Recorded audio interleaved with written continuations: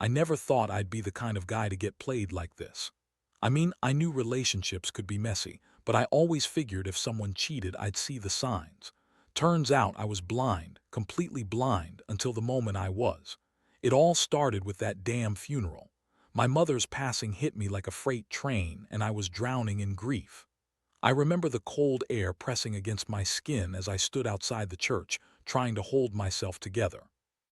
The sky was gray, heavy with rain that never fell, and I could feel my stomach turning, either from the sadness or the gut feeling that something was wrong. My wife Lisa was supposed to be there with me, supporting me. But I caught her that day whispering into her phone in a hushed tone. Her voice was sweet, comforting, even too sweet maybe. I sneaked a glance and I saw her looking over her shoulder, whispering, "It'll be okay, I promise. Just a little longer." Her eyes flicked up and caught mine. Her face froze, that awkward, guilty expression that told me everything I needed. I didn't confront her then. Instead, I kept my distance, watching her from afar, feeling my stomach knot with each passing minute. I caught her again later that evening, texting someone. I saw a string of messages, flirty, intimate, downright disgusting, disguised as "miss you and can't wait to see you." The words burned into my brain and I felt my fists clench so tightly I thought I'd break something. That night I couldn't sleep. My mind kept circling around the lies, the cover-ups, the secret hotel rendezvous they'd planned during my mother's funeral. I had no proof yet, just that gnawing suspicion, but it was enough to make my skin crawl. I remember sitting in the dark, staring at my phone, trying to piece it all together.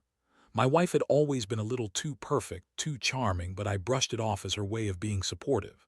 Now I saw it differently. She was hiding something, and I was finally starting to see the cracks. The next morning, I decided I'd find out the truth once and for all. I knew she'd be at the hotel meeting him. It was a small town, and the hotel was just a couple of blocks from our house. I didn't plan to confront her immediately, not yet. I wanted to catch her red-handed. I spent the day preparing, changing my schedule, pretending to be busy, all while my stomach twisted with a mix of rage and dread. That evening I parked my car near the hotel, the engine idling silently. I could see the lights flickering through the window, her figure sometimes visible, sometimes not. I felt my palms sweat, heart pounding in my chest like a drum. I wanted to scream, punch something, or maybe just walk away and forget this nightmare ever happened. But I knew I had to see it for myself. I had to be sure. I reached into my pocket, pulling out my phone to snap a picture. It was blurry, but enough. Her hand was resting on some guy's knee, leaning in close. I could see the faint outline of their faces, pressed together like they were the only two people left in the world. That image seared into my brain for good. I stared at it, cold fury washing over me.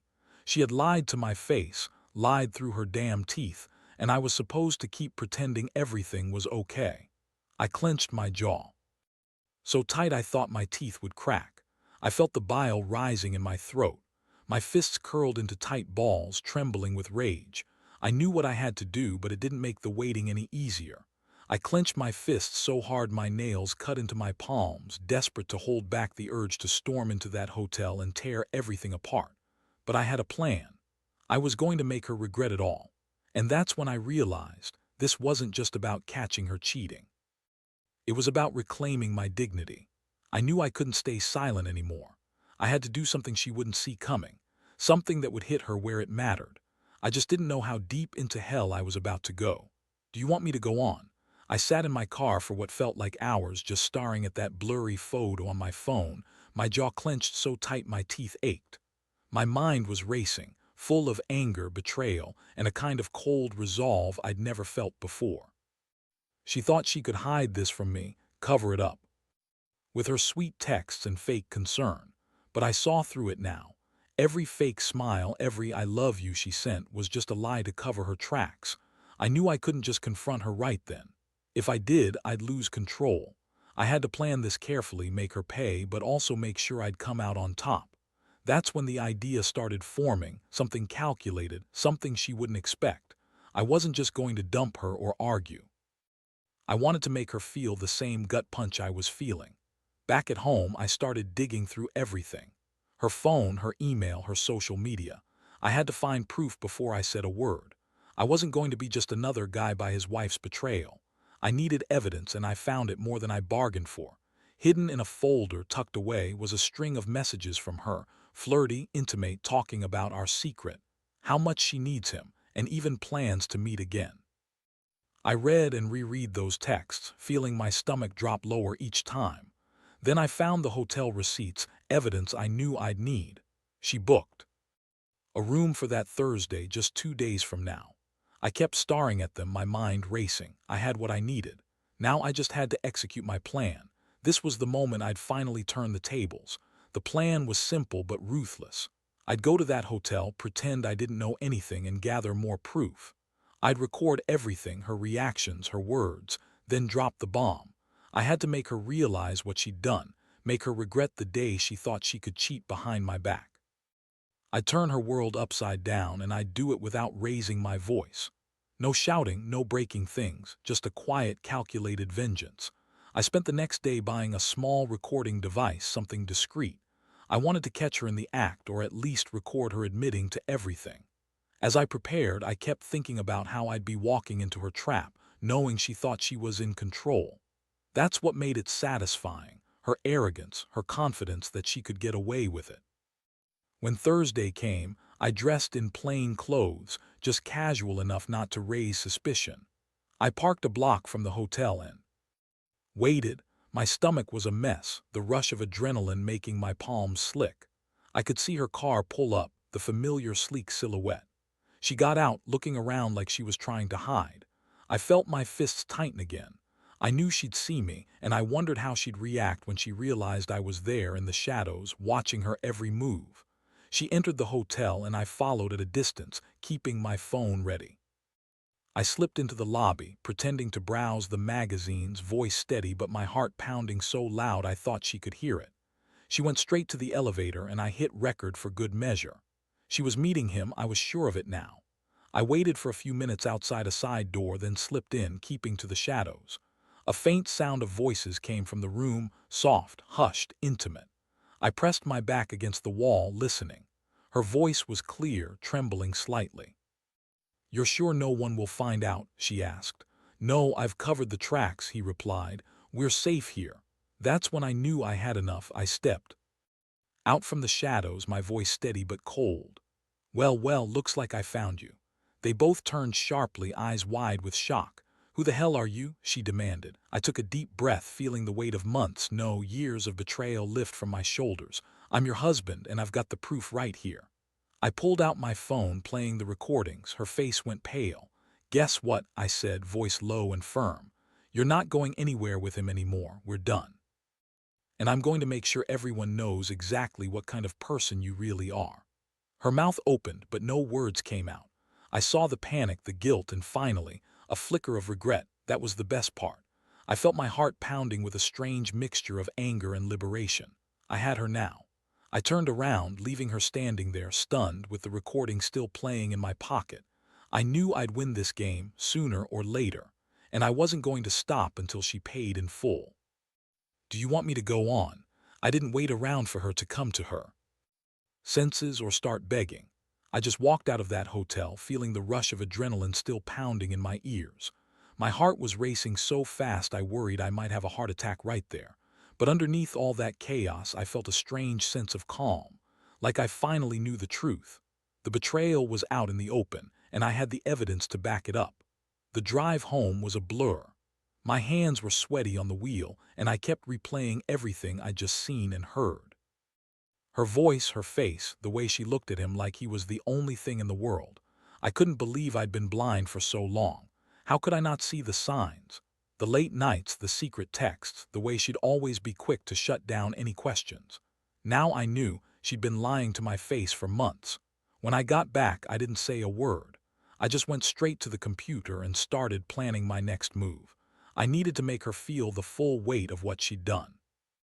That meant not just confronting her, but making her realize she'd lost everything, her marriage, her reputation, maybe even her freedom if I played it right. That's when I decided I wasn't going to give her the chance to spin her story. I gathered all the proof I had, the recordings, the hotel receipts, the text messages. I saved everything on a separate drive, ready to use when the moment was right. I knew I'd have to be patient, but I was already feeling the fire inside me grow hotter. I wanted her to feel the pain, the shame, the betrayal all over again, but this time from me. I also started talking to a lawyer, not to file for divorce yet, but just to understand what I could do if I decided to go that route. I wanted her to know I was serious.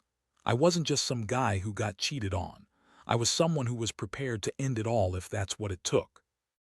The idea of her losing everything she thought she had made my stomach turn, but it also clear I wasn't going to let her walk away unscathed.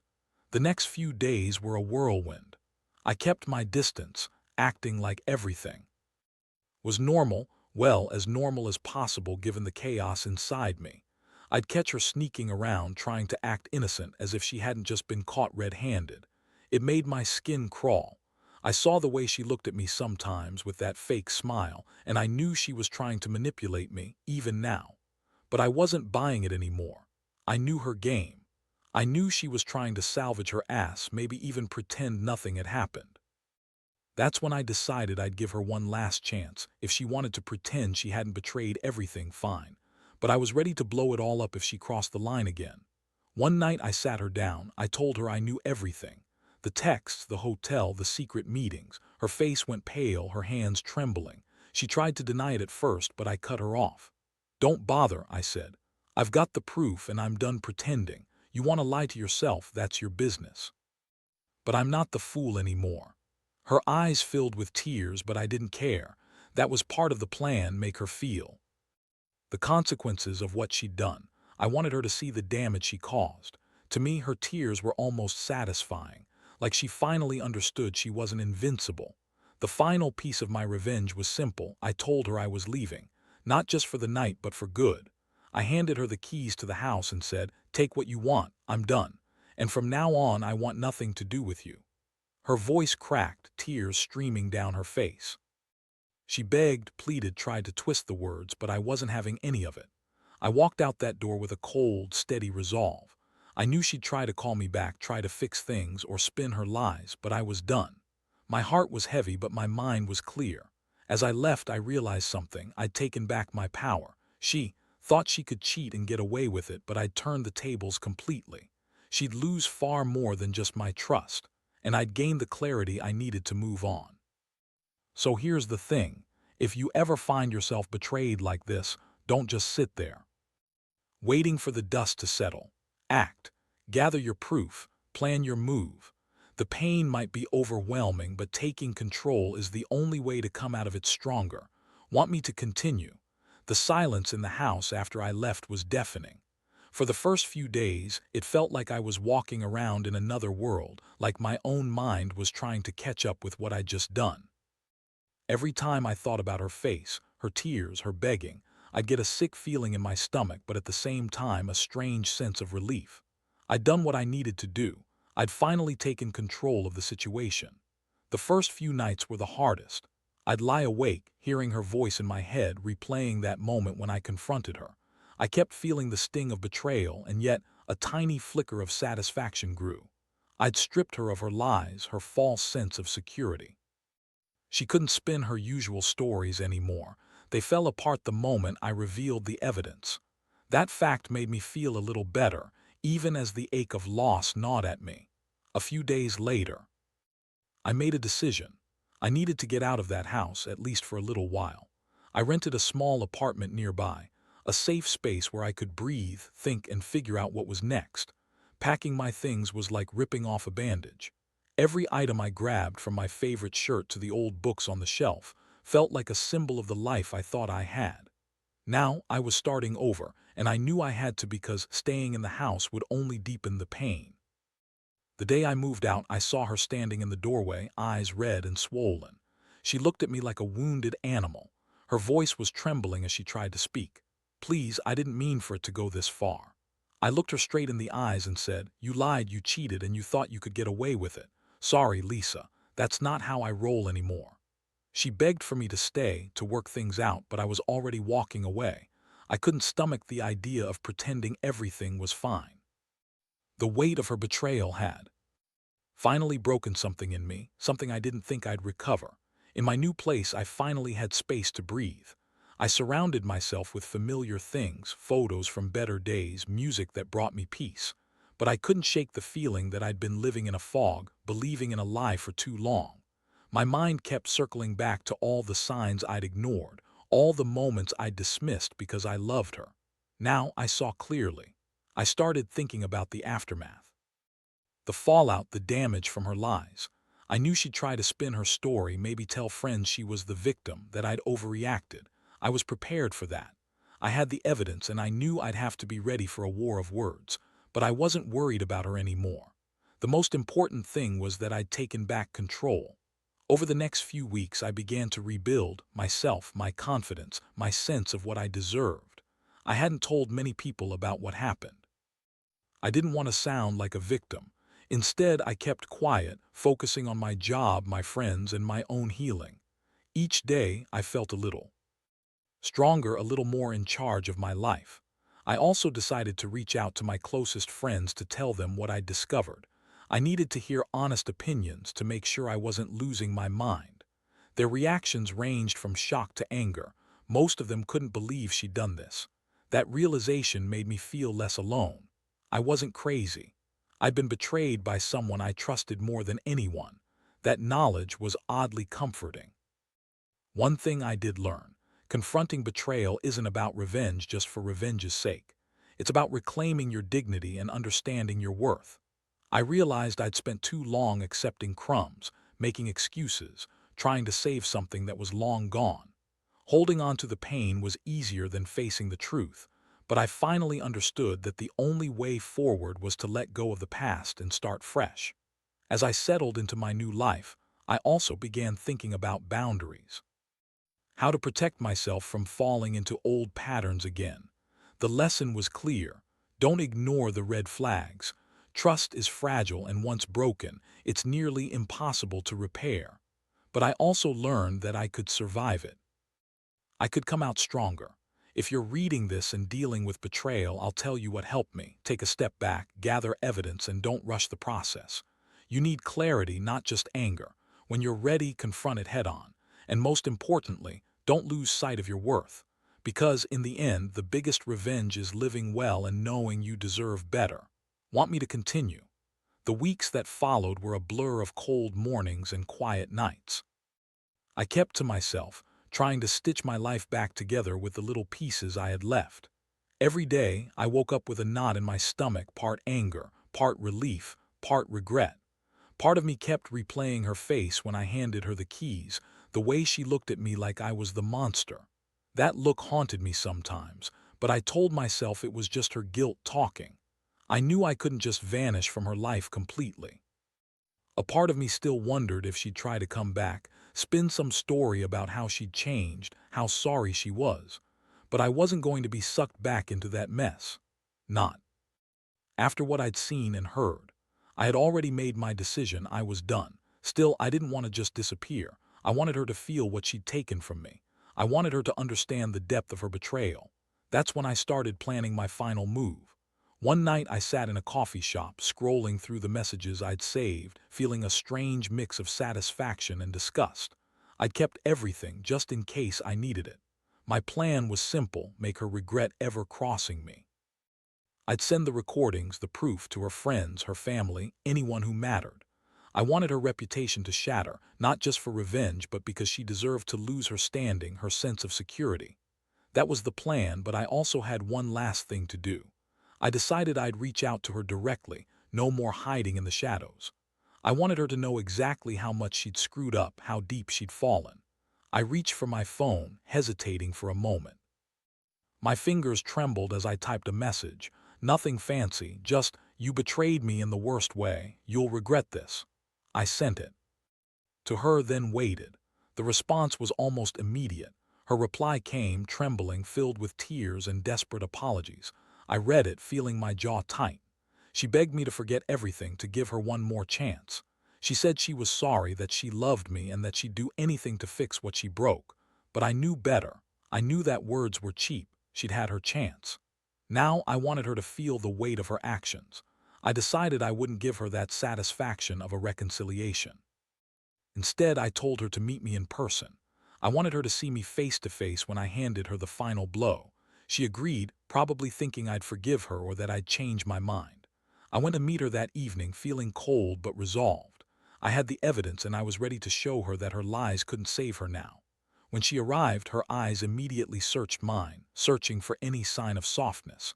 But I was stone cold. Without a word, I handed her a folder, everything I'd collected. The recordings, the hotel receipts, the texts, all of it. Her hands trembled as she opened it, her eyes darting from page to page. Her breath caught, and I saw the moment she realized she was truly caught. "You lied," I said calmly. "You cheated, you betrayed everything we had, and I'm done pretending I didn't see it all." Her face crumpled, tears falling freely now. She begged, pleaded, tried to deny, but I cut her off. "No more lies. You're not getting out of this one." I stepped back, feeling my pulse thunder in my ears. "You lost me the day you decided I wasn't enough. So I'm walking away, and I want you to remember this moment forever." Her crying only made me feel emptier. I handed her the keys to the house and told her to keep whatever was left inside. "You want a clean break? Fine, you won't be part of my life anymore." I turned to walk away, but she called out. Her voice was hoarse, desperate. "Please don't do this. I'll do anything." I looked over my shoulder, shaking my head. "You had your chance. Now I'm done." That night, I went back to my apartment, feeling like I just closed a chapter I never wanted to start. It was strange, part relief, part heartbreak, but I knew this was the right choice. I had taken back control, finally. That was the best revenge I could give myself, living without her, knowing I was better off without her lies. Looking back, I realized what I learned. The pain of betrayal cuts deep, but it also teaches you who you really are. You find strength in the hardest moments. And sometimes the best revenge is simply walking away, leaving the wreckage behind and building something stronger from the ashes. Want me to finish with the final part? The days that followed were the hardest yet, but also the clearest. I'd handed her the proof, cut her out of my life, and finally admitted to myself what I should have seen all along, that I deserved better. The house was empty now, echoing with memories I didn't want to revisit but couldn't avoid. Every familiar corner seemed to mock me, reminding me of what I'd lost, but also confirming what I'd gained: my dignity, my clarity, my strength. In the beginning, I felt a strange mix of emptiness and relief. The pain didn't go away overnight. I still caught myself thinking about her, about the betrayal, about what I should have seen sooner. But I also started noticing the little things, like the way the sunlight finally hit my apartment wall at just the right angle, or how I could finally breathe without feeling like I was suffocating. I realized I was finally free to rebuild, unburdened by lies and betrayal. I threw myself into new routines, more time with friends, focusing on work, rediscovering hobbies I'd previously abandoned. I went back to the gym, pushed myself harder than I thought possible, channeling all that anger into something productive. Slowly, I began to see the future differently. I saw it as a blank slate, no longer shadowed by her lies. I was starting over, and it felt good. The most surprising part, I stopped obsessing over her. For weeks, I'd been consumed by the betrayal, by the idea of revenge. But with time, that obsession cooled. I realized that revenge wasn't about hurting her. It was about healing myself. I knew I'd done everything I could, and now it was about moving on with my life. I could finally forgive myself for trusting her too much, for missing the signs, for falling into the trap. I also confronted my feelings about her, the anger, the heartbreak, the disappointment. What I learned was that these feelings didn't have to define me. I could acknowledge the pain, learn from it, and then let it go. That was the real victory. Not revenge for revenge's sake, but reclaiming my peace. That's what I focused on now. Most days I feel stronger than I've ever been. I still think about her sometimes, but it's different now. It's no longer about pain or betrayal. It's about moving forward, about understanding that sometimes love can turn into something else, something that hurts but also teaches. I learned that the hard way, but I wouldn't trade the lesson for anything. To anyone out there dealing with betrayal, listen. You're not alone. It hurts like hell, and it's okay to feel broken for a while. But remember, your strength isn't measured by how much pain you can endure, but by how you choose to rise after. Take your time. Gather your evidence, your courage, your resolve. Because once you do, you'll find that the revenge you need most isn't about making someone pay, it's about making yourself whole again. And when the dust settles, the only thing left standing will be you, better, wiser, and finally free.